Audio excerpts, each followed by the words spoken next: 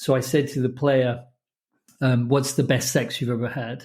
And he said, and he thought about it for 30 minutes, and we were all twiddling our thumbs. That's my other joke in the book. So I've gone through all the jokes in the book. And so what I noticed was his eyes, it was like he was going through folders. When you look at someone really closely, when they're thinking, they're going tick, tick, tick, tick, tick, going through memories. And then he said, oh, has this got? I wasn't listening, but I looked to the weight and he balanced out to 0. Welcome to the Radical Health Rebel podcast. I'm your host, Leigh Brandon. This work started for me several decades ago when I started to see the impact I could make on people, helping them to identify the root cause of their health problems that no doctor could figure out, including serious back, knee, shoulder and neck injuries, acne and eczema issues, severe gut health problems, even helping couples get pregnant after several IVF treatments had failed. And it really moves me to be able to help people in this way. And that is why I do what I do and why we have this show. In this week's episode of the Radical Health Rebel podcast, entitled Your Hamster Wheels Are Causing Your Pain, I spoke with my long-term friend and former strength and conditioning coach at Chelsea Football Club, Rob Brinded. We went very deep down the rabbit hole, discussing how thoughts, beliefs and emotions affect our physical body, how we're set up with specific strengths and weaknesses that we need to identify, and how to become masterless. This was one of the deepest conversations I've had on this podcast, and one I believe could be life-changing for anyone to hear. Rob has a very outside-of-the-box view on life, which may well challenge many people's life paradigm. As always, the episode ends on a positive note, where Rob gives his tips on how you can get off the hamster wheel, decentralize your mind, and live the kind of life you really want to live. This, for me, was a really enjoyable episode and one I'm sure you're going to love too. Rob Brinded, welcome to the Radical Health Rebel podcast. Thanks for coming on the show. Thanks, Leigh. Really good to be here. Looking forward to this. Yeah, it's amazing that it's probably, I'm trying to think, I can tell you now, we met in November 2001. Wow. In the Chelsea Harbour Club, day one of what was then called Czech Practitioner Level 1. Was it Chelsea Harbour Club? Wow. Yeah. And I don't know about you, but for me, that was a bit of a turning point in my life, really. Massive. It was Paul. I was in, I think I was working for a football club at the time. And he was at Fulham at the time. Fulham. I thought I was Billy Massive Bollocks, looking around with, and then I went to see Paul talk at Scientific Core Conditioning. It was like a 2-day, so it would have been before that. And I was there, ego. And then Paul started talking and I was like, oh shit, I know nothing. Like it was a real moment. And then what Paul did for me in my life was to show me the connection between physical and non-physical. Like that he was the man that was talking about it back then. And even now, if you go back to that work back then, it's still ahead of everything now. Yeah. Yeah. Oh. Absolutely. Long time ago. Yeah. So that was a few more grey hairs. Yeah. Yeah, definitely. Oh, I've got a lot less hair as well than I did then. But yeah, that was a real start of a journey, not just a massive change in my career, but obviously we became really good friends. We were talking about our other good friend, the third person of the three amigos, Dan Norman. Yeah. And, apart from, learning and improving ourselves in our careers, we just had such a good time, the three of us together. And as I was saying to you, I would always have, muscle soreness in my abs after we spent some time together because we'd just always be laughing so much. Yeah, it was kind of like the what I missed from school. I also got that a bit with the football club. It was just being in boys and laughing, at the back of the class. I just remember when we were, I don't know if it was Czech 2 or something, Dan bought his kettlebells. And so I was just throwing them about. And do you remember when I did a snatch or something, and then it was way too heavy, and my arm went crack, and I was like, "Oh, I think I broke my arm." And then everyone was like, "Hey!" crazy times. Well, that wasn't the time when we were supposed to be doing homework in the evening, was it? Well, you were doing homework. I think I was throwing kettlebells around. Yeah, you and Dan were standing on Swiss balls throwing weights around, and you were saying to me, right, show us how you work with your structure, because I'm very structured. Yes. Whereas you and Dan are very right-brained. Yeah, completely. I was very left-brained back then. Yeah. And you say, right, okay. And so I'd sit down and say, right. And then next thing I turn around and you two are standing on Swiss balls throwing weights around. Yeah. It was a funny moment. I've just on that left and right brain. I think what I did with my career was I was working in a very left brain, sort of very structured environment, medical team, and it was becoming more and more medicalized, and they were saying you need to take more structured notes, etc. And I was always dyslexic. In fact, it was the Chelsea doctor who said, "I think you're dyslexic," and so I never, counting up to 10 for me was, I'd skip one. I was like the worst personal trainer. Counting to 20, people would get an extra 2 reps for sure. And everyone would laugh, all my clients and stuff. But what I noticed is, in fact, that's when I started moving into where I'm more comfortable now, which is very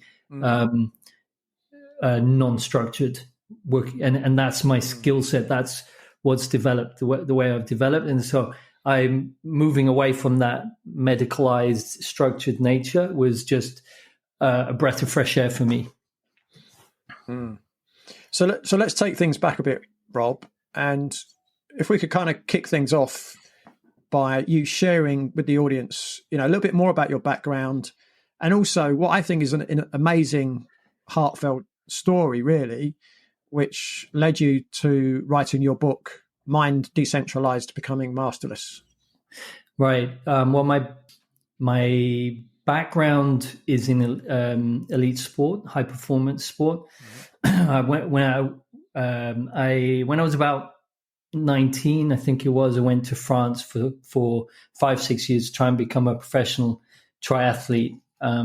It didn't work out as planned. There wasn't really any money at that time in triathlon. So I came back, went to Chester Uni to study sports science.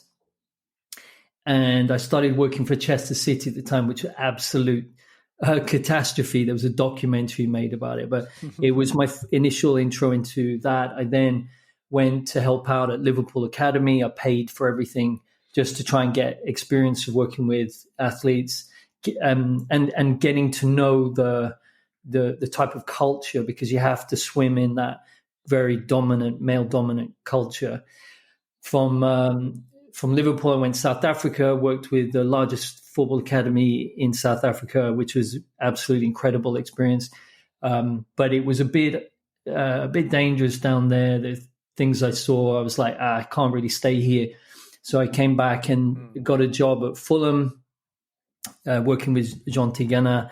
I lasted there like 6-7 months because the guy I was working with was an absolute psycho French fitness coach, and I was working. It was brutal, and I was getting shouted at like 10 hours a day.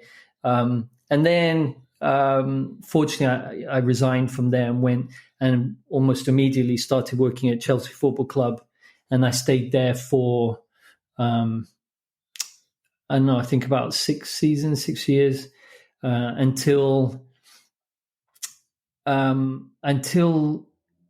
I realized that the reason why I'd got on this achievement hamster wheel, is I call them hamster wheels in the book, is I was trying to be an extremely high achiever, to be loved or to be valuable to others, to care for others, but it was an unmet need.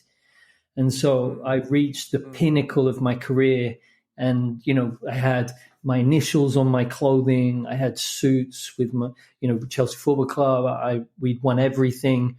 And I was deeply unhappy, just completely empty. It wasn't, I thought I'd be happy. And so I went inwards while I was at Chelsea Football Club. I went inwards and really started to, that's kind of the time where we met, and I was working on mandalas and trying to find out why I was so unhappy. And it sort of culminated in... Wasn't because you met me, was it? That was like a coming into the light moment when I met you. It was it just when I was it was just I worked through a lot in those last few years at Chelsea Football Club. I was really starting to stand up for myself, like pinning people against the wall. It was a very bullying environment. So I kind of changed from being this really meek guy, but I'd sort of done everything I needed to, and I wasn't happy. And I was designing the largest training center. I was helping design the new Chelsea training ground. I got all the square footage was for me for my injury prevention gym and everything that I was doing there. And I was just like, I can't do this. This isn't right. There was this deep feeling, and I resigned. And when I resigned, it was the next day my girlfriend dumped me. So that wasn't such a solid relationship. And it just it was one of those moments that was very difficult. But I think I was around 28, and I said, I need to find out what's going on. And then I didn't have another job, and that was the start of my journey, which I talk about in the book. I still work with elite athletes. I've got an Olympic athlete starting working with in the next few days. So I still get that, but I'm now working with where I'm most comfortable, which is the skill set I have now. Mm. So when you were at Chelsea, was there almost like a eureka moment that you kind of realised that the world you was in was probably not the reality of what really exists? Yeah. So again, coming back to meeting Paul, doing I was studying everything. I was doing qigong in Battersea Park every morning, tai chi. I don't know if you remember that story where I was first day of doing qigong in Battersea Park, and I'm in the soil area, not in the grass, because I'm a bit embarrassed. So I'm going like this, with my eyes closed, and then I open my eyes, and there's a massive Doberman standing like 4 meters away from me, and not making a sound, and just cocking its head and I was like, oh shit, there's this guy doing something weird. I'm like going to get mauled and killed by a Doberman on my first day of qigong, but he buggered off. So all of these things came together that I started to realize that there was, and my pattern recognition, which is one of my things I'm pretty good at, is recognizing certain patterns in movement and people. And I started to realize that the players were much more likely to get injured when they were stressed or when there was something emotional going on in their life. So I did this very solid assessment, mainly based on posturology, where I'd be looking at the eyes, the TMDA, the teeth, scars on the body, the skin, all of these proprioceptive inputs. And when there's a faulty input, let's say you have a pre-bite on one side, it can tilt the body. If you have one eye that's the lateral rectus is tight, then you're going to move your head to get the dominant eye close to the center line. All of these things was part of my assessment. So on that day, when I was assessing the first team, the medical team came in to watch, and I had two really, I paid for them myself, really high-tech weights for measuring the weight. And there were two, so one leg on one leg on the other. And the story, which is in my book, is this world-class, best in the world at the time, walks in, stands on the weight scales, and is kind of oblivious to what I'm trying to do. And then that's what I want. And so I have a quick look down at the weight shift, which should be, and I learned that from Paul in San Diego on check 3, this, I couldn't test the sort of how much rotational movement there was of the person standing still, but weight shift was important. And so I looked down, he was 8 kilos heavier on one leg. And that's enormous, as you can and so I turned and I said, you see that? And the chiropractor said, it's probably the atlas. The podiatrist said, it's the short leg. And then the doctor said, where do I stick my needle in him? which is my crappy joke in the book, but it's true. He was like standing there with a needle or anti-inflammatories.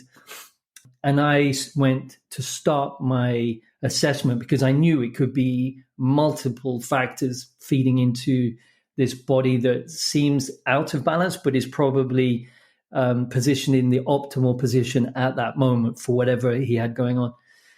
And I was just about to start my physical assessment, and this thought came up. It's like, you got to say it. You got to say what you're thinking. Like, where is there an emotional input here? And it was my coming out of the closet moment, because I was I was ashamed of my beliefs and my thoughts around the emotional stuff, because the medical team were very dismissive of anything that I said. So I said to the player, what's the best sex you've ever had? Because he was that's the kind of thing you say in a football club.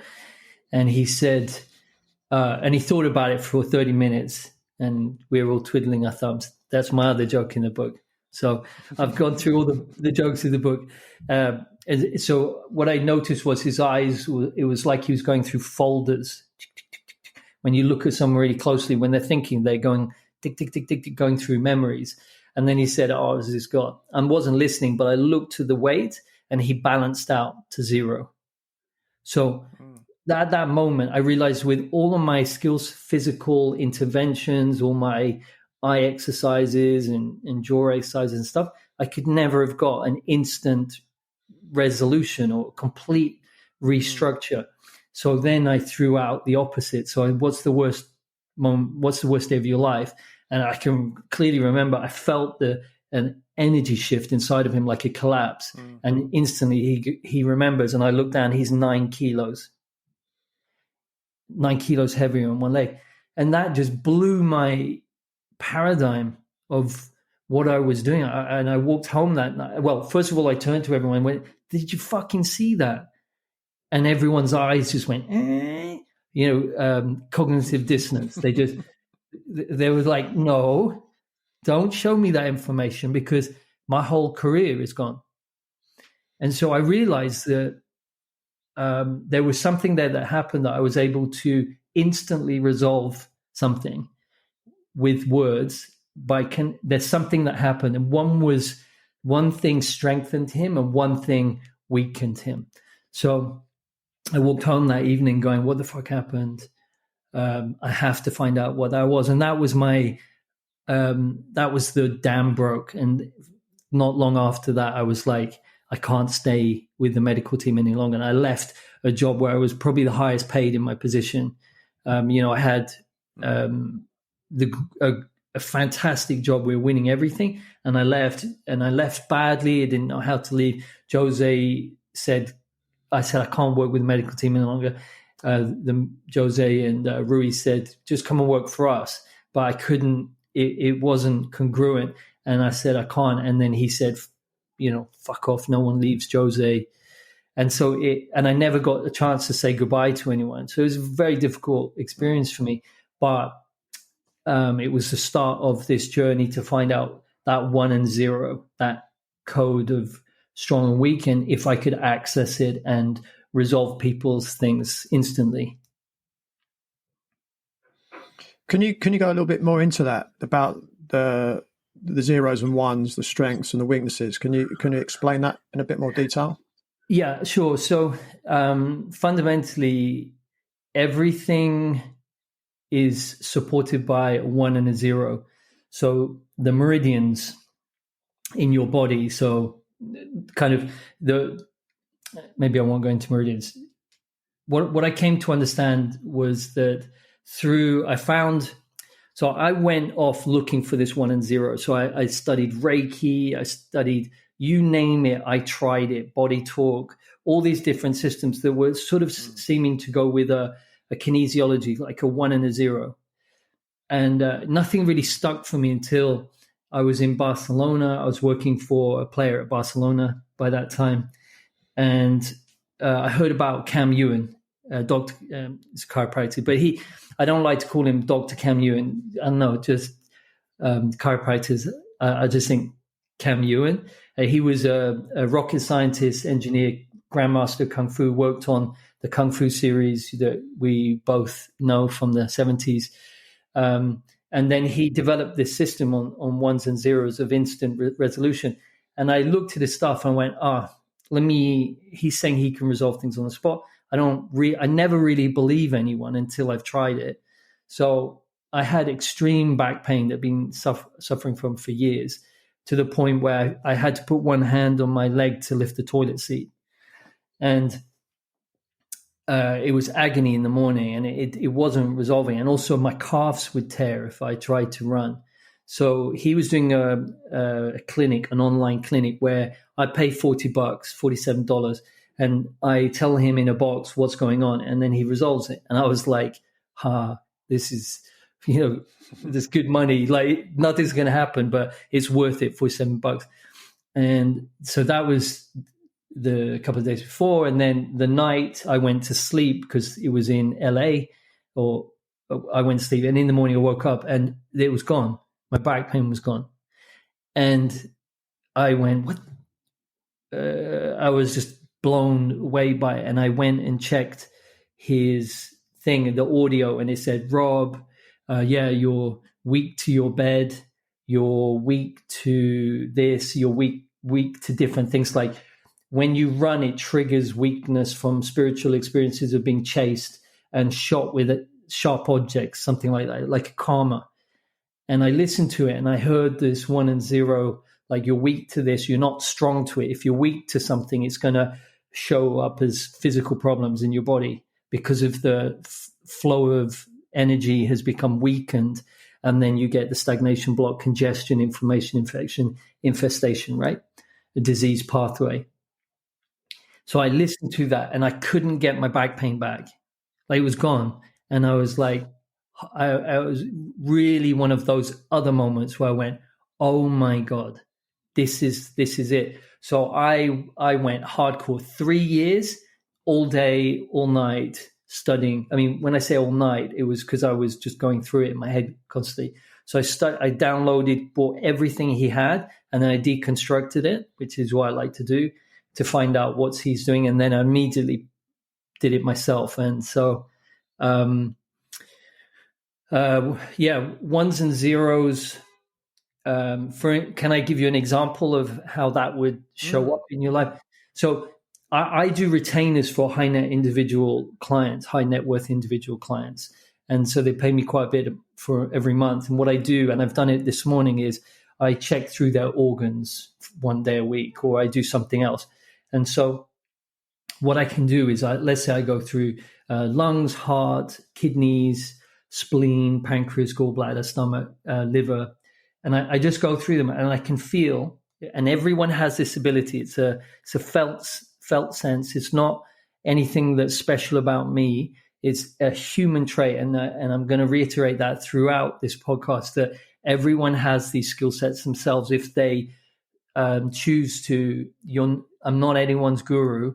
Everyone should do the work themselves to free themselves from, their conditioning, or be able to at least, everyone should be at least able to go onto their computer and clear their cache, close web browsers, empty the emails, right? And it's the same for humans. We have this innate ability to be able to go into us and check our operating system and see, how are my organs? So you go through them and you can feel when one drops. I teach this. I taught this to thousands of students, the strong and weak. And you can go through the organs, and when you find one weak, you switch it back on and things disappear. The problems, things disappear. So one of the stories in the book many years ago was, I had a client who came to me. He was paid for by a footballer to come on a session, which is always a bit of a red flag, Leigh, if someone pays for someone else. I don't know if you know what I mean. Like, they don't really want to be there. Yeah. And he came on, and I didn't know him, but he came on and he had his clothes on. He goes, so should I take my clothes off and put some sports clothes on? And I said, why? And he goes, well, you're going to do some exercises for my back. I go, no, I'm going to talk to you. And it turns out he's a massive atheist, doesn't believe anything. And he went, what? And I was like, he doesn't suffer fools lightly, this guy. And I spent an hour going through saying, when does it hurt? He goes, I can't bend over. I said, okay, bending over is weak. It triggers the experiences of not standing up, which is the opposite of bending over, not standing up for yourself with your father, blah, blah, strengthen, because that was weakening. So I switch it back on. I go, how is it now? And it was a horrible session, one of my worst ever. And I was sweating. I felt like I was failing, at that time. I don't get that anymore. You get better at what you do, right? And so his back had 19 years, severe back pain, operations. He was on heavy duty painkillers. He couldn't play golf or anything, could hardly walk, couldn't really drive. And he was an important person in this big corporation that, so he awoke, never heard, I didn't hear from him again. And then 2 weeks later, I saw the footballer. I spoke to him and he said, how'd it go with so-and-so? And I said, oh, it's terrible. And he goes, that's weird because I just saw him playing golf. And I was like, what? And then 3 or 4 months later, I got a message and it said, I need to speak to you. I don't know what you've done. And it's really thrown me. So I got on a call and he called me spooky bastard. So he calls me spooky bastard. He goes, Rob, when I woke up the next day, the pain was gone. And I couldn't believe it. So I went and mowed the lawn, which is a trigger for him. And it didn't come back. So he got in the car, drove to the Isle of Man to try it because that would be agony for him. It didn't hurt and it was gone. And it threw his life, the paradigm of how he was living, it just threw it completely because I'd been able to resolve at distance through Skype at the time his back pain without touching him, and he didn't believe it, which is really key. He did not want to believe it. Yeah, there was no placebo. In fact, he 100% didn't want it to happen. So it was really interesting for me. And he became a lifelong supporter. Got me, he blew open a whole new area of work for me. So I found things that were weakening him and strengthened them. Simple, ones and zeros. When the light switched off, you're going to have problems. You switch the light back on. So we're electrical beings, ones and zeros. Yeah, so that's ones and zeros. If I explain that, okay. Sometimes I explain it well, sometimes I don't. Yeah, that was good. Yeah, it's interesting. You were saying, when he bends forward, it brings on pain. And then you interpret that as he's not standing up for himself. Yeah. It's amazing how the human body, if you know how to read it, can actually tell you to a degree what's going on. 100%. And I go into that in the book, and the new book that I'm writing, I'm going into depth with that. Do you remember that lady, and I always forget her name, she wrote a book on what is it like to your elbow? If your elbow hurt, it means this. It's not Carolyn Miss, it's someone else. She died.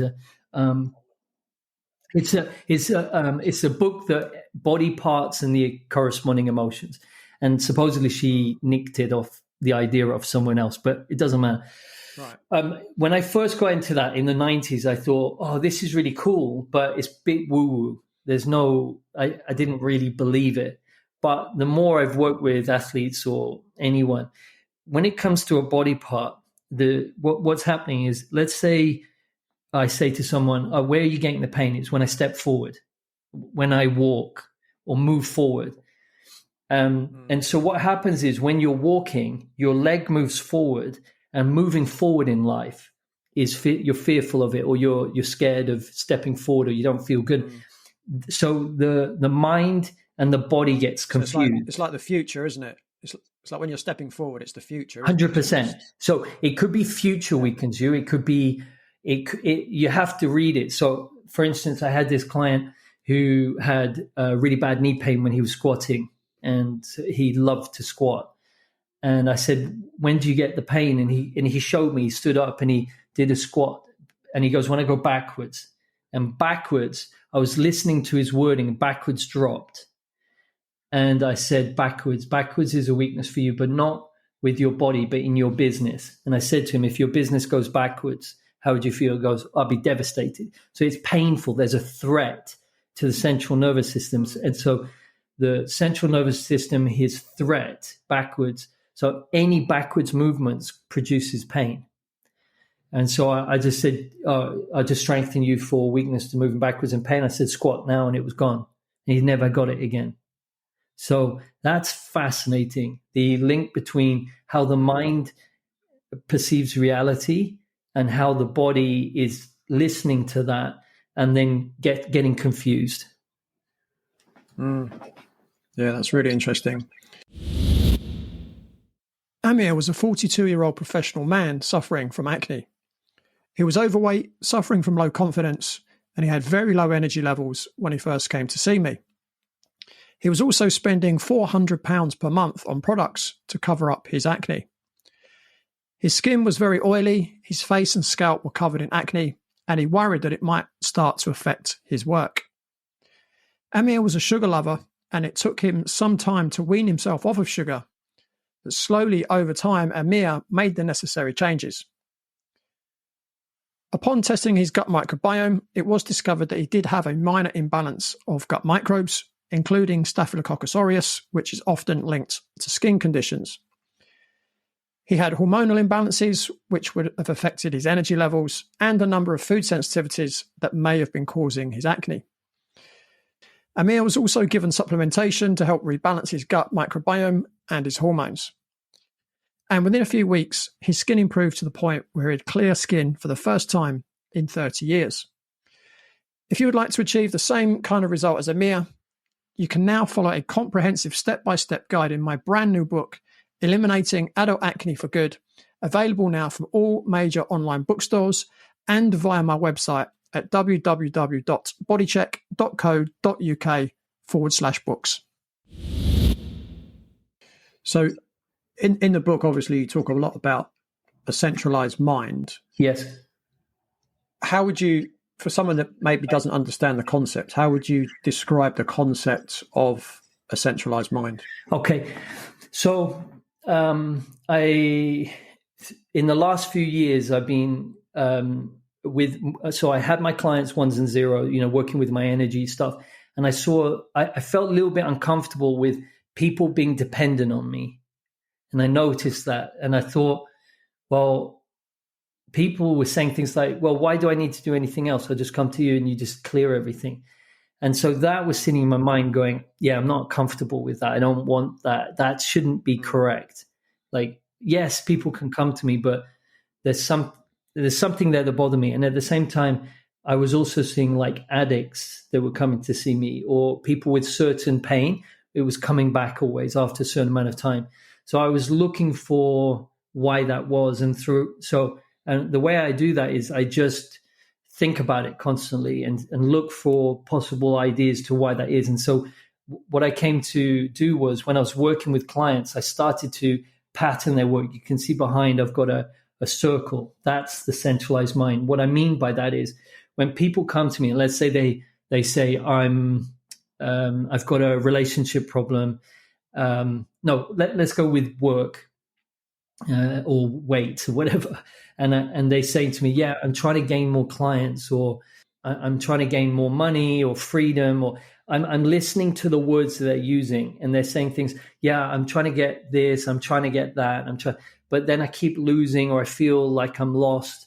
And so what I started to do was first of all, write all the words on a board, and I'm looking for a pattern. And then I look and I do a circle, and then I go, well, they're talking about, is it gain? Gain seems to be what they're after. And then they don't want loss. So I would write gain and loss. And then when I was talking to them, they would say either I absolutely hate loss and I spend all my time working to gain. So like a compulsion to gain. So I went, but then they always say that they lose. So that's like a hamster wheel. And so I started to draw it out with my clients, say, sorry, I don't know why I'm drawing a hamster. The hamster looked like a poo. So I went, I can't, like, it doesn't, it's like a poo with a piece, with a piece of string out of it. So I was like, okay, I'll just draw a figure. I don't know if I got one. I didn't draw a figure on there. But I started to pattern this hamster wheel. And each client, every time I drew it out for them, they were like, holy shit, that's me. So I started to see different hamster wheels. I'm building, just give me a second, to why this is the centralized mind. So let's say I work with a CEO and he's depressed. And so what he's saying is, yeah, I'm lost. I've lost my wife, or I've lost money. I've lost. So I draw it out for him. I say, so you're over here. Yeah, I hate that. You're completely unable. Yeah, depression. But you want to be up here again. Yeah, Rob, that's where I always am. I'm always gaining. So what I came to understand was this centralized mind. The way our minds work is in duality. Yin yang. The yang is on the right, the yin is on the left. So the doing, the gaining, and the left is the yin, not doing, loss, etc. And what I noticed was they spend all their energy going up towards the right, trying to gain, but at some point, because of the nature of the hamster wheel, they either slide back like a hamster or they flip over. So I started to build upon that, and then I was like, why are they doing this? Why is this hamster wheel come about? And I was listening to Gabor Mate, just a short video, and he said something about trauma, and then it clicked. And I said, the original, when you're born, everyone has a disconnect. I haven't met anyone who's not disconnected in the parents, and so the child has a loss, experiences a traumatic event of not having full connection at birth. So I realized that, and then I had another call with Jeff Booth, the author of A Price of Tomorrow, really great thinker, and he said something, and I caught my attention. He said, "Oh, they're just unmet needs." So up here, if you look at I know it's a podcast, up on the right, there's love, connection, and belonging. They're why we create these hamster wheels in early childhood, is to try and be valuable, try and achieve, try and gain status, try and support and care and do all of these things in order to try and meet the needs that were unmet in childhood, which was there was lack of connection.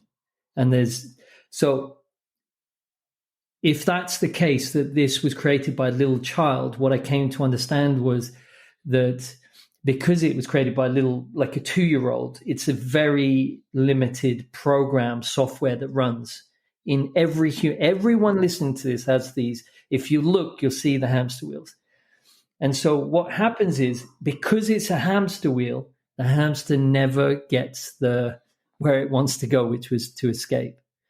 So they just spin over. Now, if you're like me, and maybe Leigh, maybe like you're weaker to the right than the left. So, for instance, let's say an elite athlete, CEO, billionaire, they're usually weak to loss. They absolutely hate loss, and it's like kryptonite. And they always want to gain money, etc., etc. That's one type of person. I won't say you, Leigh, but you may agree or not. I'm weaker to gain. Now, what that means is I spend all of my time trying to gain, but when I do, I sabotage and lose. So when I got everything at Chelsea and I had everything, I flipped and I lost it all. Why is that? Because gain weakens me, because I don't deserve it, which is what I've come to understand. And I can't, support is on the right. I can't support myself. I support everyone else. Doing is on the right. And so what it means is I don't do or I don't gain so that I don't lose. So I'm constantly putting the brake on and the accelerator on. There's 2 types of person. So whenever I speak with a couple, one will be on one side, one will be on the other, inevitable. The level of trauma and disconnect that they experience the child, you always look for that in your partner, and you will find equal disconnect.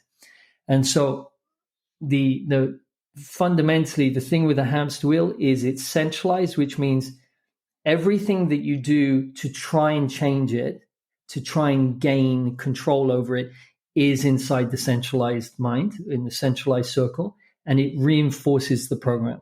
That's the glitch of humanity. And so the book Decentralized Mind is when you see that you have these hamster wheels running you, you watch them wu wei, effortless non-doing. The Taoists were right. The Buddha was right. The more you try and improve yourself, the more you create the nadir, the more you create the, I've forgotten, there's nadir and the other side is his squirrel cage concept. So there are these first principles of dealing with the mind. And so if you're in a hamster wheel, and what's interesting, when I say to clients, how do you get out of this? They go, well, I'm going to gain control over this. I'm like, you're straight back in. The other thing that's fascinating about hamster wheels is if the only way to escape them, one is suicide, unfortunately. And, I've come across that in my career, and it's devastating. And I have that in my family as well. It's when there's so much trauma and the hamster wheel is so spinning so strongly that the only way out is to check out or to end that's one way. Okay. It's freedom. What they're doing is trying to gain freedom. The other way is I draw it like a pressure cooker top, but it always looks like a knob. So I don't know why I keep doing that, but we had to have a knob joke in here, Leigh, just to lighten it up a little bit. And so if you imagine a pressure cooker top alleviating the pressure of the hamster wheel, what humans do is they will drink, smoke, porn, movies, you name it, TV, sport, is to try and they're chasing freedom. Tate Fletcher, the Brazilian jiu-jitsu and who's now a Hollywood actor, he talked about in a podcast where he said he used to do heroin and he called it chasing freedom. And he said for a split second, he was free.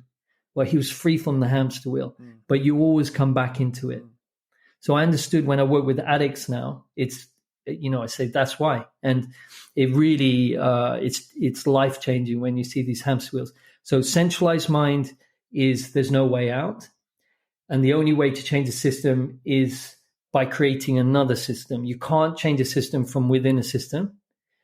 And so I came up with the idea like decentralized mind is being able to observe the behavior to dissolve it. That's the only way to escape it. Yeah, does that make sense? I mean, yeah, it does. I mean, what's quite interesting, like when I was reading the book was, you look at what's been happening in the world in the last 4 years and you look at the decisions that people have been making.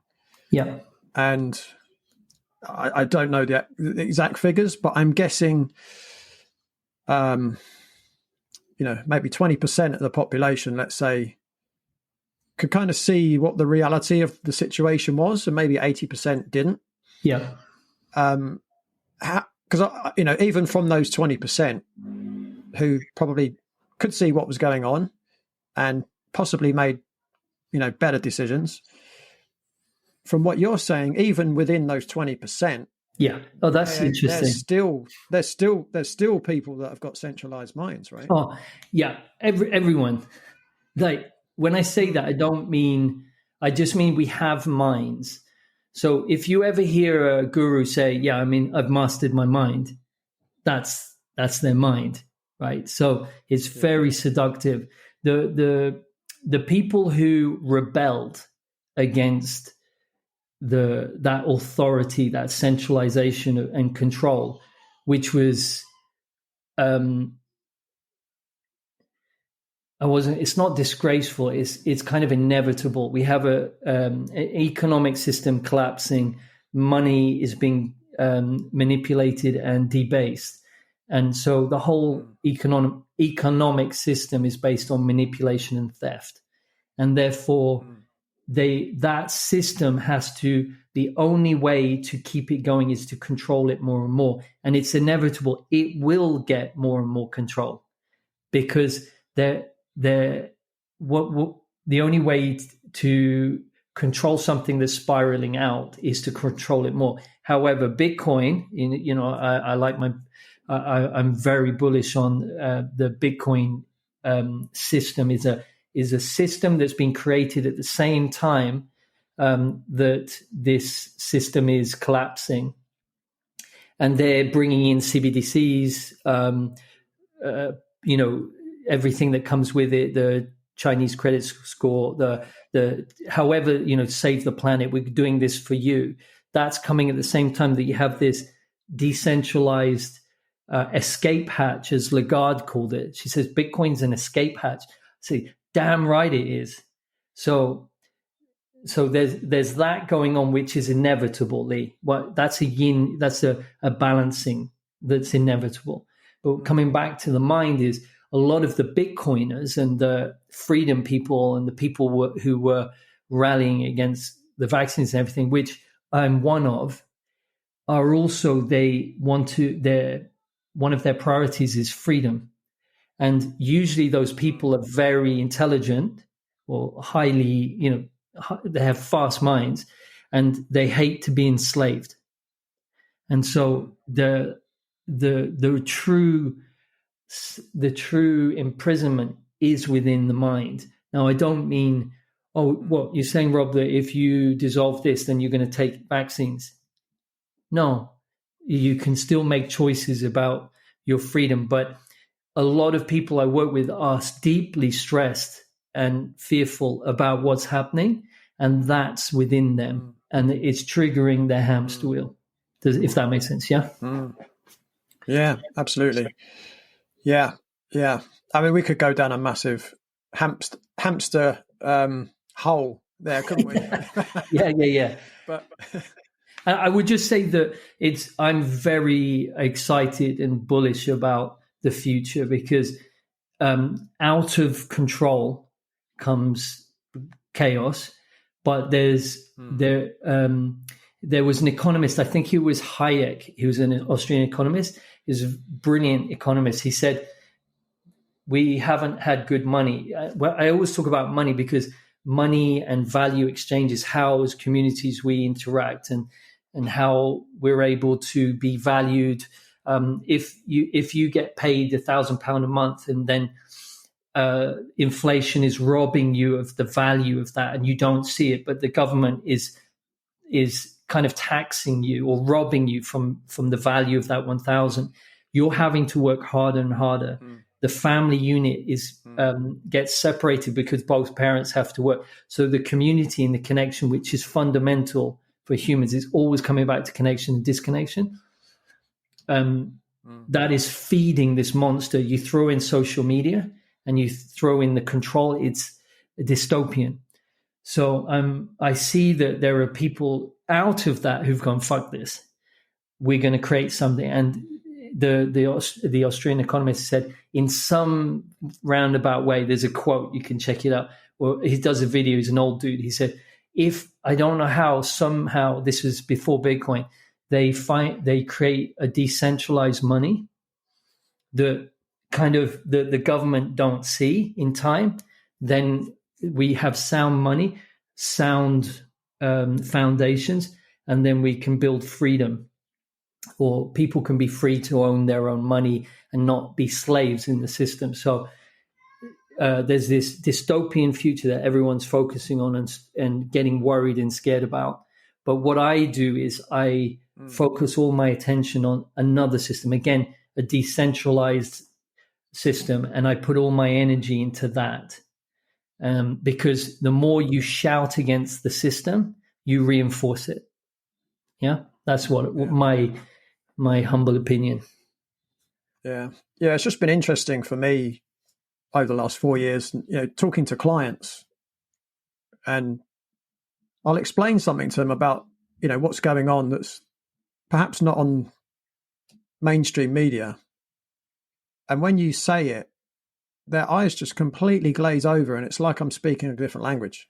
Because they don't want to hear it. From what you've said, exactly. And it's interesting because obviously as time's gone on, slowly what I've been suggesting is happening or could happen has been revealing itself even in social media. Mainstream media. And even now, if you bring up those things, their eyes still glaze over, even though they've seen it for themselves, and they're still glazing over.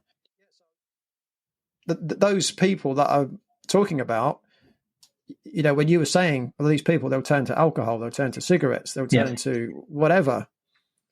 And that's absolutely those people, from my experience.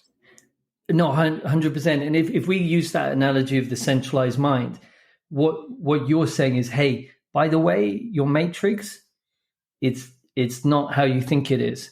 And if some people don't want to hear my work. I had this lady with cancer. Her attitude towards it and her hamster wheels had created the cancer. She needed to fight. She'd always fought, and she needs things to fight against cancer, something. And this one, I don't think I'm hoping she's going to see this behavior. But when you, like with my parents, they like to watch rugby and football, cricket, they, whine, and they don't want to don't tell me about anything that disturbs me. So people are spinning in their hamster wheels and they are blissfully unaware. Like the guy in Matrix, when he says, just stick me back in the Matrix so that I don't remember anything, so that I can eat steak, But as Paul used to say, the little chick bangs his arms. It's painful to break free of the egg, and you become tighter and tighter in your skin until you go, fuck, there's something wrong. I'm suffering too much. And then you go, what you're saying is, I'm ready. Please let me find out why I'm in pain. And then you start going inwards and seeing the truth. And so the truth of this reality is that everything's pretty not what we thought it was. When I worked, you think everything's really controlled and it's really super efficient, but it's not. Most of the people in charge, when I was at Chelsea, people get into positions because they're good politically, and they're not actually very good at their jobs, and they are greedy and lazy and poor at what they do. And so that realization that the medical system's corrupted by pharmaceutical, it's incentives. Incentives get skewed. So then inflation is the debasement of money over time. So the food needs to be cheaper so people can afford it. They can't have food that's not affordable in the supermarkets, otherwise the government will be overthrown. So they make everything has to get cheaper and cheaper. So the health gets worse and worse. Pharmaceutical industry makes more and more money. And so there's this system in place that's just manipulated and warped. And so everyone's waking up and going, wow, this system's so fucked. And it will get worse until the fiat collapses, and then everyone will jump to the new system, which is, they talked about that in the sovereign individual. I don't know if you know that book. It was written by Rees-Mogg's father and another guy. And they talk about cycles of violence and how at this time now, they said, this was in the 90s before Bitcoin was created. They said there will be a decentralized money that will be created that will take over and become the reserve currency of the world. There will be wars. China will be on the up. The American dollar will start to collapse. It's like a Nostradamus book, but it's just based on the first principles of how cycles work, how human nature works. Everything is pretty much rhymes, right? It's just rhythms. So we're going into the chaos. Yeah. So, and you're going to get more libertarian, Milei in Argentina, who just became president. He's like, I'm going to abolish this system. And everyone's now voting for these sort of populists, but I don't think they're not far right. That's the newspapers trying to scare everyone. They're just people who want to break the system. Yeah. Interesting. So we've spoken about the centralized mind. You also talk about being masterless. What does that mean? I was in my samurai hip hop phase, and I thought it'd be cool. I was trying to brand my work like Masterless and like this samurai, and because some of the analogies I use are quite like this idea of having an internal dojo, and you have an opponent that you fight. If you react to the wound or your opponent, if you react, you're going to reinforce the behavior. So you just have to observe the attacks and then they dissolve. That's what I was working with. But Masterless fundamentally means, and this is something that's really important for me, is that people become their own authority. And so Masterless means we are subservient and enslaved by our minds, and they control us. So to become masterless, you have to observe that all of human conditioning is within each and every one of our minds. We need to observe it, see the behaviors taking place, and through that they dissolve, and then you become masterless. Mastering your life is a misnomer. I think a lot of people try to master their life and control it using discipline, but that's reinforcing the centralized mind. So masterless is this idea that there's no master, you're free, and that is neutral. There's no compulsion either way. And some people say, well, but you need to work and everything. No, I'm not saying you just suddenly sit in a cave. It's when your mind dissolves, you're just peaceful, and then your true self comes through, and it's based on love and enjoyment. So you're not in your compulsion to do. So masterless, I quite like it as a term. I don't know if I'm just going to keep using it, to be honest. Yeah. I mean, it's interesting because when I read the title, I thought masterless. Yeah. I thought, but surely we want to become masters. So why should we be masterless? Yeah. But it's actually quite good. Yeah, because masters know, because there is no master, says the master. Right. Okay, so the mind is wanting to master. And so when we observe that and it dissolves, then you're masterless. But it's also coming at it from the point that your mind is your master. And when you get like Joe Rogan or these people saying, and I love Joe Rogan, by the way, or Goggins, or these guys are like, you've got to be super disciplined. And so only through freedom through discipline. Well, discipline is in the centralized mind. And there's you're going to get the opposite. You'll spin and you'll get the opposite. And I've seen it so many times. Yeah, that makes sense. Makes sense. So here's a big question for you. What's your understanding of what pain actually is? I understand the sort of neuroscience that there's a threat. For me, there's pain when you believe an untruth.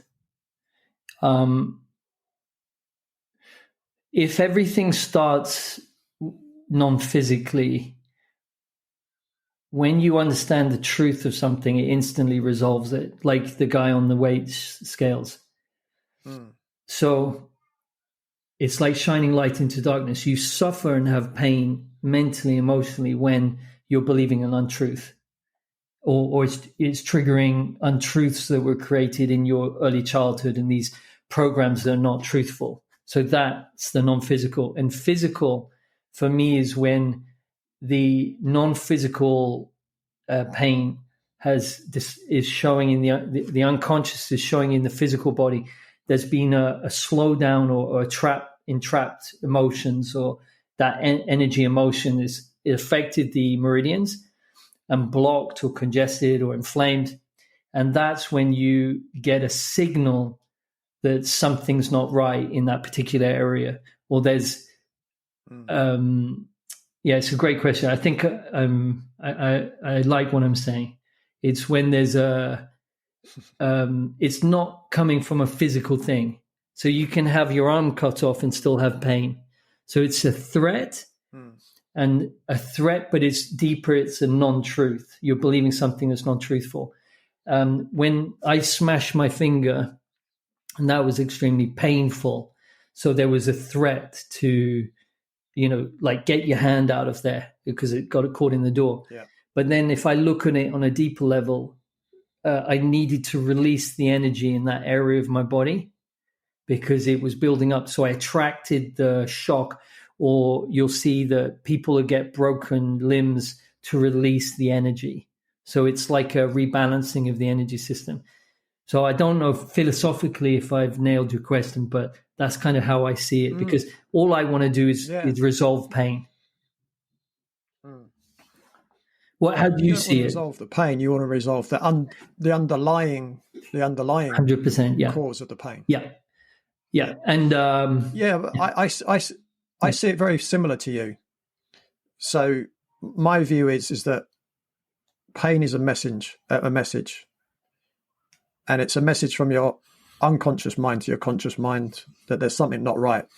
Yeah, nice. Now, what I do still question in my own mind, and maybe this is my centralized mind. So, and I've discussed this on a previous episode. So in the summer this year, there'd be a few times where I'd go over to the tennis club and I'd just practice my kick serve. Right. So when you hit kick serves, your forearm goes, it's almost a contortion. Right. Okay. And I would do it for an hour. So there's a lot of repetition. And so I started getting a bit of golfer's elbow. Right.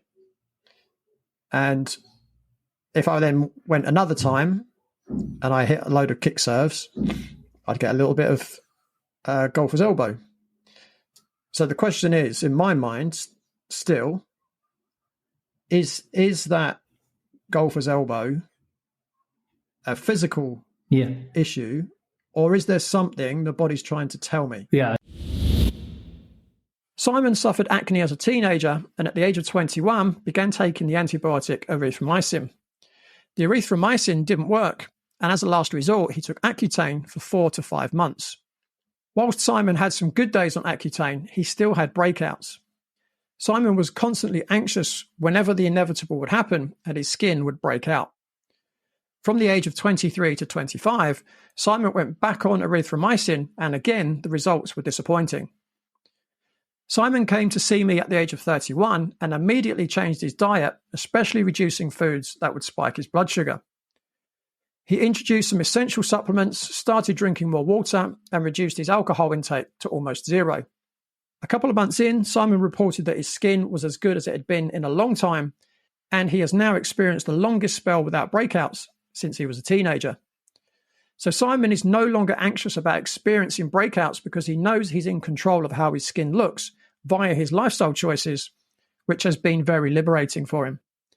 If you would like to achieve the same kind of results as Simon, you can now follow a comprehensive step-by-step guide in my brand new book, Eliminating Adult Acne for Good, available now from all major online bookstores and via my website at www.bodycheck.co.uk/books. So if I look at that situation, two things. I would be wanting to know why you're spending so much time on your kick serve. Probably because you're trying to gain something. Yeah. What is it? A better kick serve. Okay, so that you can beat. I would say, no, I would say just enjoy it more. Enjoy winning. I don't play tennis to win. I know that might sound really strange. No, it doesn't, because you don't. I play to enjoy it. Yeah, but why don't you play to getting better is what? But getting better is what I enjoy. So you're gaining more skill. Yes, but you're weak to gain. So the more you try and gain, the more you will lose. It will stop you from gaining. And that you said, I don't play to win is interesting because the winning weakens you, which means you don't like to beat people. Right. You like to support people. So your behavior is showing up. I would say that. And the other thing I caught was when you said kick, serve, kick is weak for you. Kick. Right. So it could be, kicking people. So if I think about you kicking people when they're down, you don't like that, do you? No. You have karma. So if you start to really observe your behavior around winning, when you win, others lose. You don't like other people losing, do you? I mean, maybe you're okay with that. Right. Yeah. You don't like putting people down. Yeah. And if you get that kick serve, you might absolutely smash someone. That does happen occasionally. But then you're probably really nice to them, even though you've been purposely training your kick serve to make it impossible to return. Yeah. So what we want to do is always observe why we're doing something. That's what I would say. So there's something about it that's going against your deeper conditioning around winning. And I would also, you want to observe. So if you imagine the yang and the yin, or supporting yourself, and on this side, doing, gaining, winning, you're less comfortable with that than the other side, which is why you and I get on, which is why Dan, we three get on, because we're very similar. And then you get those people who don't give a shit about other people, and they're caught up with themselves. And I'm a big exaggeration, because, they're not bad. I'm just saying, if someone's very supportive of themselves and they're constantly doing for themselves, and then they're okay with winning, which is why elite athletes, the ones that win, it's because they can't control it. They just have a compulsion to be that side, and losing is a real problem for them. So they usually get illnesses or have severe addictions, compulsive, David Beckham video documentary. You saw his compulsion. He didn't like to let people down, but he kept cycling into letdowns with the World Cup. His dad, he was never good enough, so he created the conditioned hamster wheel, and now he's addicted to achieving. And that documentary is beautiful for showing that hamster wheel. Yeah, just on a sporting analogy, something coming to mind, and I feel I've got to bring it up. So you look at someone like Novak Djokovic. Yeah. Right, the greatest tennis player of all time. There's no question about that now. Yeah. But he's also very altruistic as well. Right? Yes. And then you look at someone like Andy Murray. He clearly does not like to lose. Yeah. And then he plays a bad shot. Who does he blame? Someone else. He's always screaming at his box. He's never taking responsibility for when he makes a mistake. What do you make of those two? Yeah, Djokovic is fascinating. I would say you get different conditioning in childhood. So Djokovic, he grew up in a war zone. He did, but he might have been very close knit with his family, and so he's definitely on the right hand side, but he has a different, let's say, inputs. Whereas Andy Murray was probably brought up very disciplined parents, disconnected. So his only way to get love was to achieve. And probably his parents were likewise. Djorkaeff, he doesn't like being told what to do. And so he has this. I've worked with someone, a Hollywood actor actually, who is the same. He got into trouble because he doesn't like being told what to do about vaccines and things. Yeah. So you can have that side plus slightly different combinations of hamster wheels. I would say that the pattern of the hamster wheels is always, he's going to be strong on the right. He doesn't like loss, But I tell you what he doesn't like more than loss of his title in Australia. You remember he would give up his career, loss of freedom. So it just shows, the hamster wheel shows up slightly differently. And I love Djokovic. Wasn't that inevitable? They try and control him. The more you try and control a ball underwater, the more it pops up. So he then goes on to win everything without taking the vaccine. It was inevitable. You cannot control. And he also won Moderna shot of the day as well. It's like a Matrix, mate. Which was ironic. It is the Matrix. We're living in a simulation. Yeah, it's very interesting. I mean, it's interesting, those two as well. You think Djokovic grew up in a war zone and Andy Murray was at Lockerbie. Yes, trauma. Disaster. You know? Trauma. Very interesting. Trauma drives achievement. So you look at every elite athlete, trauma, and we admire them. It should be. So when I talk about admiring, I want it to be truthful. Don't tell kids, be more like Kobe Bryant or Andy Murray. You can't be. You need to have been traumatized really badly in childhood.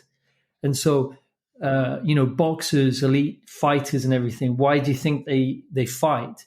Is because they're in so much pain anyway. So I think we need to be truthful. It doesn't mean we push them down because they're incredible at what they do. But what they need to do is resolve the trauma, and they'll still be good. But and children need to be not pushed into the hamster wheels of achievement at school and gold stars and everything, and that you need to achieve like Andy Murray when Andy Murray is probably suffering like crazy. Yeah. And has had at least one hip replacement. I don't know if he's had the second one done, but he's definitely had one hip replacement as well, right? Anger, chewing. And that's what made me think of him. When he was talking about people self-sabotage, they get to a point. I mean, in 2013, when he won Wimbledon, he was probably the best player in the world that year. I think he did finish number one in the world at the end of that year, but he had to play so many matches to get to world number one. That was his goal. I want to get to world number one, world number one. And he got there, and then his world fell apart. Yeah, inevitable. Because of his hamster wheel. And now he suffers. But Djokovic, he's got an interesting one in that he seems very balanced. He's driven and compulsive, but he seems to have got some needs met by his parents. Yeah, he certainly got his fair share of pizza because his mum and dad had a pizza parlor. Oh, did they? Nice. So that's what he used to Boris Becker. afford. Boris Becker. Lost. Gain lost. Yeah. When you start to see the hamster wheels and the patterns, you can really deconstruct everyone, and everything's inevitable. So I say fundamentally a lot on this podcast. I'm trying to think of another word. What's beautiful for me is that I know now, after 30 years of doing this, that the outside world and the inside world, there's no separation. And that these hamster wheels pull in all our reality based on the program. So we just keep getting the same experiences again and again. So if you want to change your external reality, it's all working on the projector. The projector or the hamster wheels, everyone can do it. All you have to do is proof of work is observe your own behavior. That is it. And so Krishnamurti, if anyone wants to read his stuff, he talks about observation of self is the only way to free your mind. The Taoists, that Buddha, before everyone put him as an idol, Buddha just said, all you need to do is observe yourself. So there are these first principles, and you need to become your own experiment. First-hand observation, observe your behavior, and then they dissolve. But the tricky part is the mind doesn't want that, and it tries to draw you back into the world outside, the matrix, but it's all in an inside job. Yeah, you've actually kind of answered what I was going to ask you as my next question, but I guess the challenge for people is how do you observe? Okay. So right now, I'm observing myself. I'm getting a sense of what I'm thinking about with this podcast. Nothing's coming up because I'm in flow and we're cool. If I start to, let's say we stop the podcast, I'm going to give you an actual example, and I go into the other room, and then I start to think, shit, I'm not doing enough. It's what a lot of people think, right? Or I should be doing more with my life, or I should. All you need to do is start to look at the thoughts and see if there's a pattern in the wording. So, for instance, I had a client the other day that just came on, and I just listened to them, wrote down words, and they said, I shouldn't have done that thing with my husband. He wanted me to do this, but I didn't do it, and I should have done it. And so you can go into all the stories, but if I look at the pattern, it's do and not do. And if you watch your thinking and see there's a lot of do's and not do's, I call that, this is what I do. I go, oh, it's that hamster wheel, doing, not doing. And you start to observe how often that hamster wheel starts spinning of, I should have done that, I should have done this. Yeah? Leigh, for instance, with you, what's something that maybe bothers you at the moment in your life? At the moment, what's going on in the world? Okay, perfect. So when you think about what's going on in the world, it's bothering you. So if you just go simple, bother makes you angry, frustrated, scared. Yeah. So you're worried. Now, if I think about you and use my insight and I go gain loss, no, it's being made to, it's unable. It's when you're unable to do anything about it and they're able. So if you start thinking about the powers to be and they go, they're trying to force me that, and if they get away with it, which means they're able, I won't be able to stop this, or they're going to take control of this, and I will feel unable. Do you see that pattern? There's a hamster wheel, able and unable. Whenever you think that's also, please. Sorry, it's also going back to what you said about Djokovic. Freedom is a big value of mine. Okay, so why is it a big value of yours? What's the opposite? Well, it's almost like imprisonment, isn't it? Slavery, imprisonment. Slavery, yeah.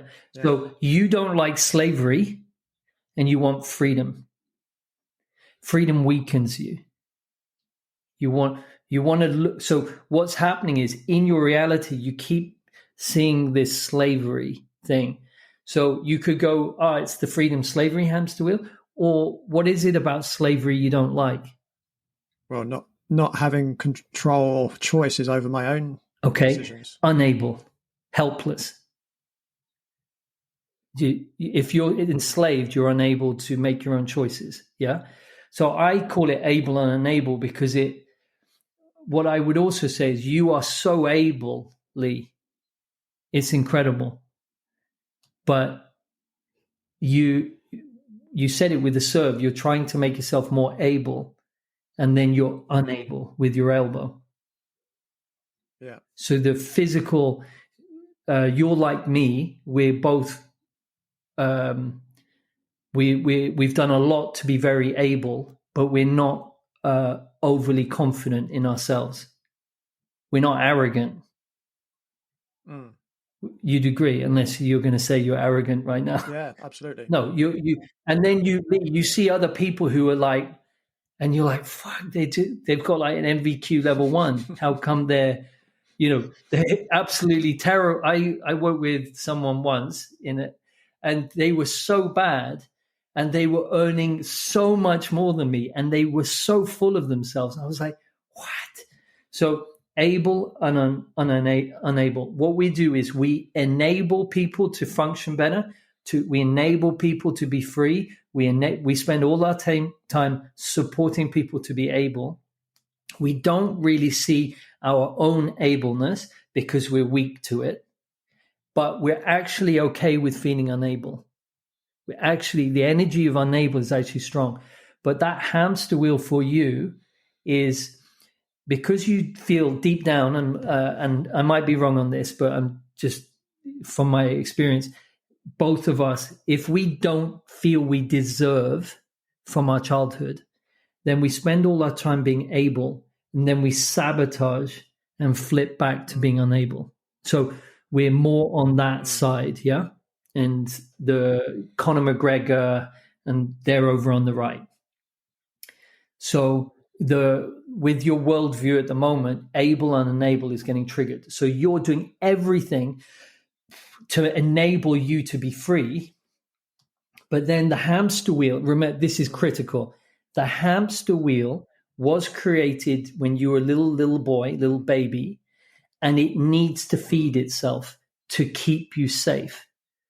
So when your mind starts spinning able and unable and you start feeling bothered, it's going to affect your body, and it doesn't really do anything except reinforce that behavior. So what you're thinking about that, and that will change your reality.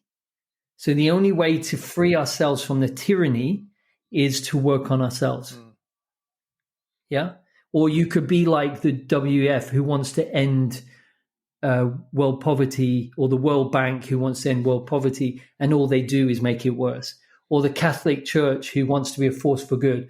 Oops, hamster wheel, force of evil. If you look at how many wars they've done, and they're, the pedophile thing, So I would say with that, and I work with a lot of clients who are very, very bothered by what's happening in the world. Or if you want to work on it, look at your own behavior and you will dissolve it, and then that will dissolve them.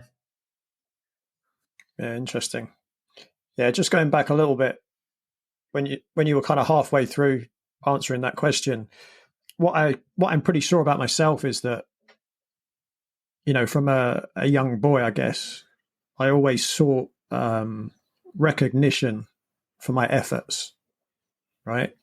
But probably didn't get the recognition I thought I deserved at the time. And I think that's what's driven me to achieve what I've achieved in my life so far, right? Yeah. Right.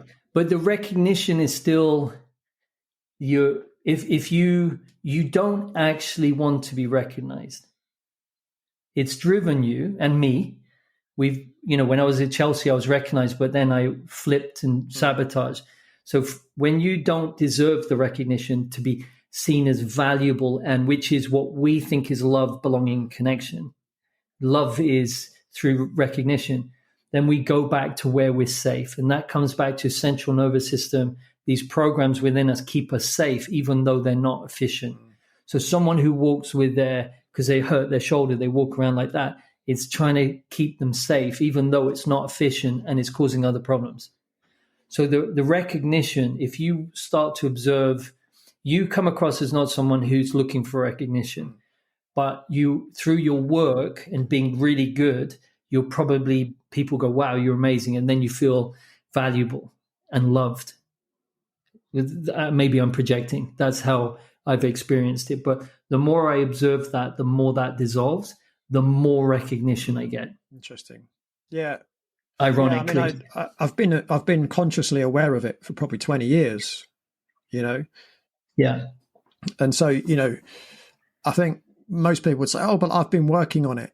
But then at what level do you work on it? It's normally at the conscious level, right? But we both know that's not really. And then you carry on feeding. Yeah. No, Leigh, it's not. And so this work of the hamster wheels are just observing our own behavior real time.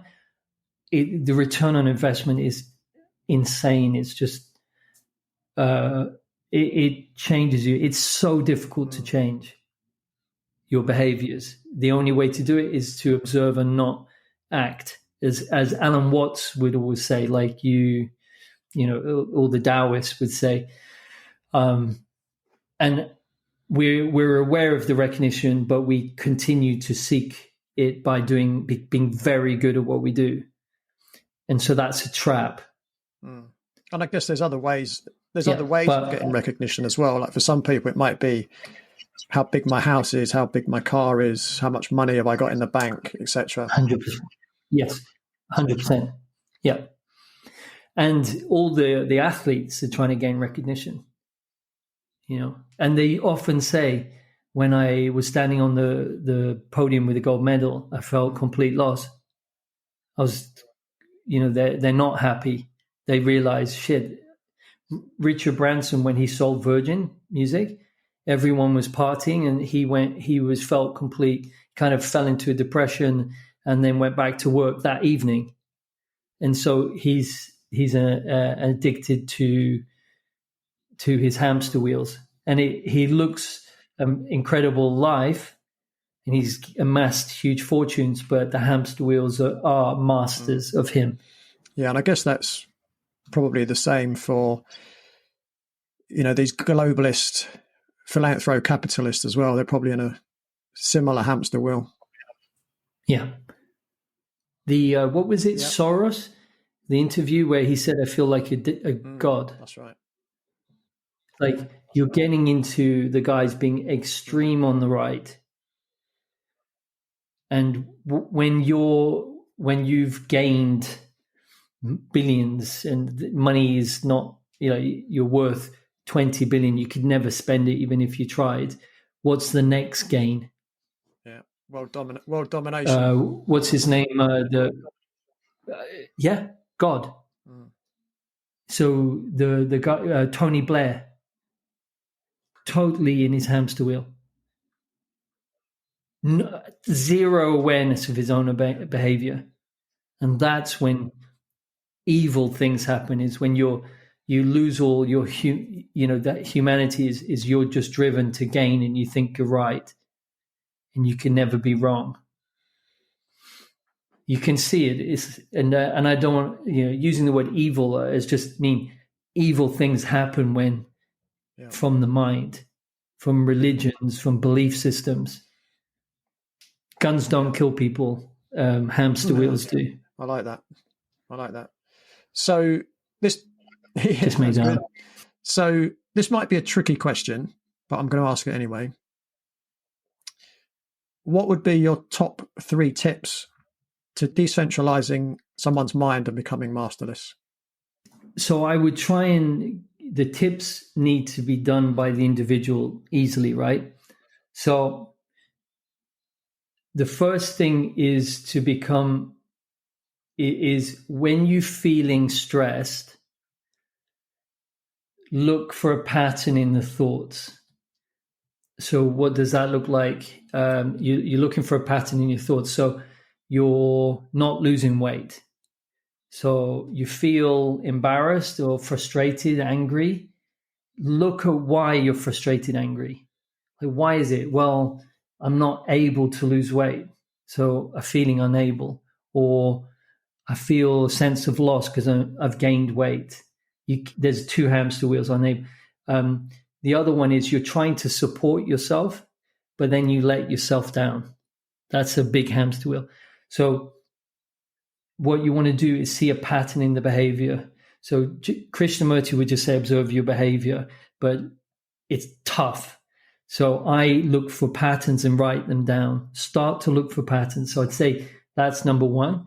Number 2, when you have you start fantasizing about something, like you being able, fantasies of being like, one of my fantasies is that I'm on the wing for England and I'm super fast. It's so able. That's when I know that I'm feeling unable. Or if you have an urge for eating sweet food, or getting out of your minds, or watching porn or sex, or distracting yourself with social media, be aware that is to do with the hamster wheel. It's spinning and you're trying to get out of it. Just know that about yourself. So that's 2. And then 3, remember, all your hamster wheels were created when you were a little child. So if I say, go away from here and go, fuck, I was really shit in that podcast with Leigh. I said things I shouldn't have done. I feel ashamed. That hamster wheel is was created to stay safe by little Rob. So I can pick up little Rob and go, hey, it's okay.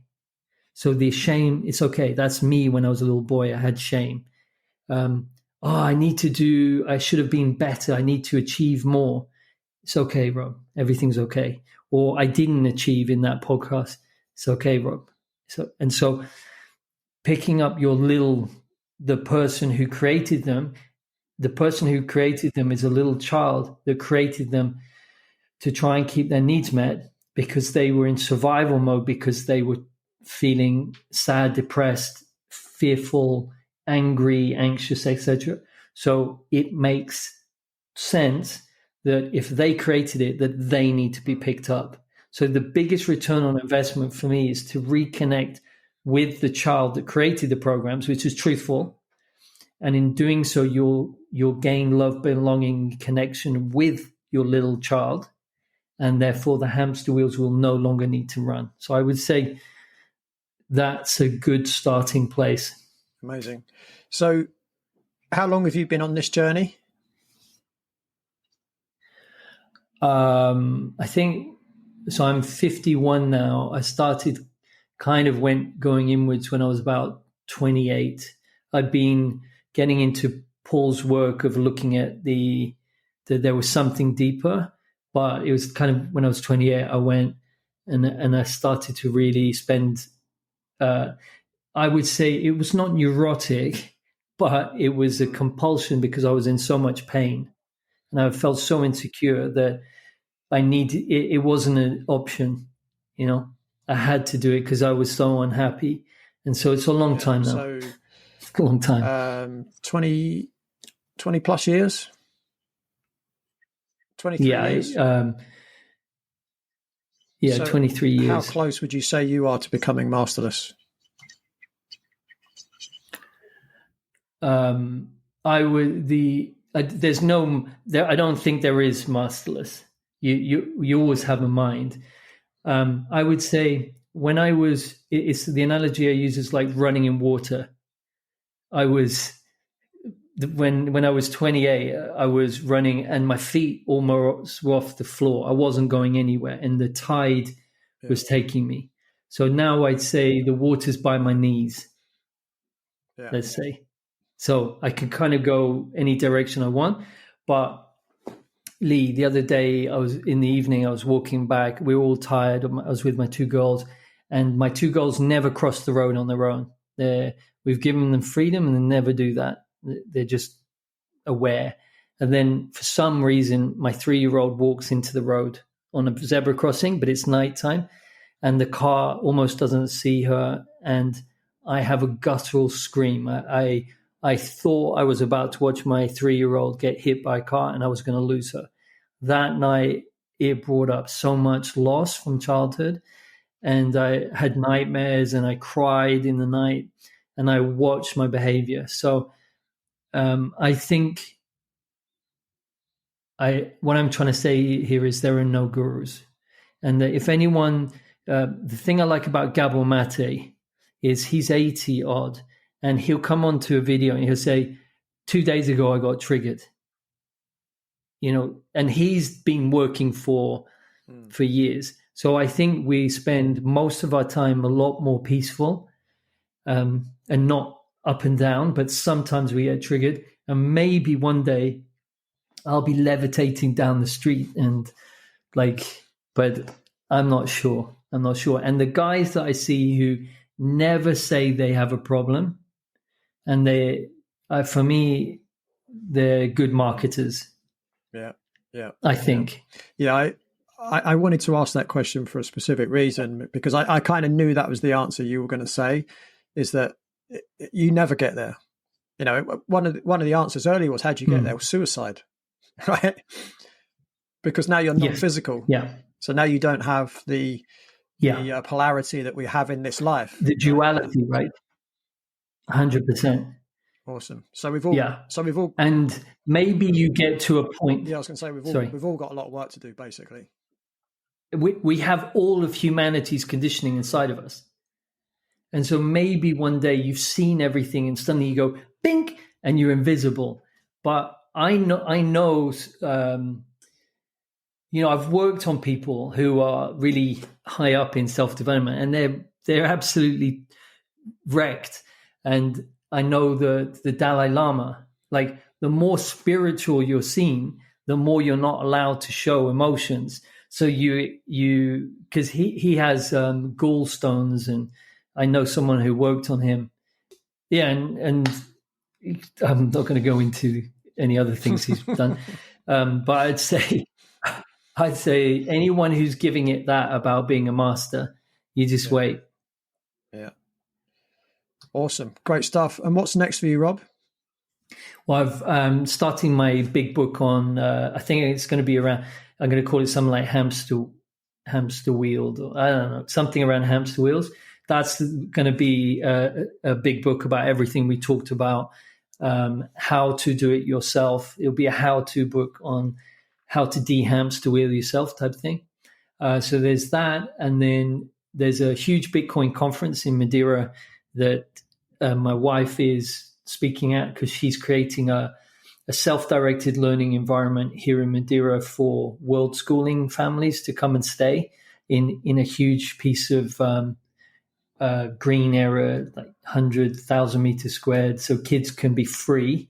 So we walk our talk. We want our kids not to be forced, and they have their not to get on the hamster wheel of schools, because schools are where you're really indoctrinated into it, where especially it's really nowadays. It's even sped worse up now, right? And inevitably they're going to have to. And so what's inevitable is that you have this movement of non-schooling or unschooling or homeschooling, and the numbers, Leigh, are incredible. People are moving away from that old system to a decentralized system. So we're creating a decentralized schooling. We call it self-directed learning. So there's that. And for me, I'm starting to work out a lot more every day. I'm 51. It's a priority for me. I'm working on working out 2 times a day. So I work with my clients and I'm writing, and then I'm with my kids. But I either go for a long walk with a weight vest, I lift rocks on the beach, I go for runs, I do circuit training, because as you get older, you need to be working out more than when you're younger. Awesome. And where can people find details on your book or connect with you online? Yeah, Instagram, Rob Brinded is a pretty good place. I do some of my videos there. I have a YouTube channel, Rob Brinded, or you look for me on that. I'm on Rob Brinded on Twitter, and I've got a book, Decentralizing the Mind, or Decentralized Mind, I can't remember, Become Masterless. If you hold that up, that's on, that is a taster. People said it's a really good read. It's a taster. You sit on the toilet and you'll have read it. Go to the toilet and you'll have read it. It's not a big read. But I'm working on the more extended version of that one and the other one. So if anyone's interested, I've also got a podcast, which is Masterless podcast. So just to re-emphasize, the name of the book is Mind, Decentralized, Becoming Masterless. It's amazing. I don't remember all the names of my books, actually. So you're in good company, Rob. I love that. Yeah. And then people say, "You remember that thing you said?" I'm like, "Did I write about that?"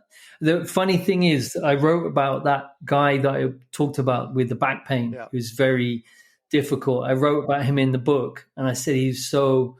I said something a little bit negative about him, and I got a photo on WhatsApp of my book, and then the line where I criticized him because he knew it was him. He goes, "What?" I was like, "Oh shit! What else did I write about someone?" So anyway, awesome, great stuff. Got to be truthful.